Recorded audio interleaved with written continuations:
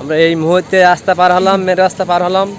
ওই ভিতরের রাস্তা দিয়ে আমরা আস্তে আস্তে হাঁটতে হাঁটতে আমরা 6 জন আছি, সমুদ্রের উদ্দেশ্যে রওনা দিচ্ছি। আমরা রাস্তার সাইড দিয়ে আমরা হাঁটতে হাঁটতে হাঁটতে হাঁটতে চলে যাচ্ছি।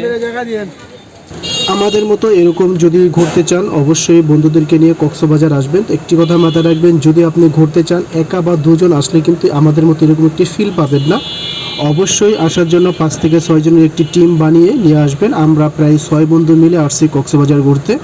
আমরা সকালে ব্রেকফাস্ট নাস্তা করে আমরা বের হচ্ছি। এখন আমরা সাগরে যাব গোসল করতে। তবে এই জায়গার সবচেয়ে একটি ভালো জিনিস হলো, ভালো লাগলো একটি জিনিস আমার কাছে, সেটা হচ্ছে এদিকে যে রোডগুলিতে গাড়ির জ্যামজটটা নাই। আমরা যদি ঢাকাতে থাকি সে জায়গায় আমরা দেখি যে কী পরিমাণ জ্যাম, এক স্টেপ থেকে আরেক স্টেপে যেতে প্রচণ্ড সময় লাগে, ক্লান্ত লাগে। তো সেই দিক থেকে বিশাল বিশাল রোডগুলি পুরোপুরি ফ্রি, কোনো জ্যাম নেই।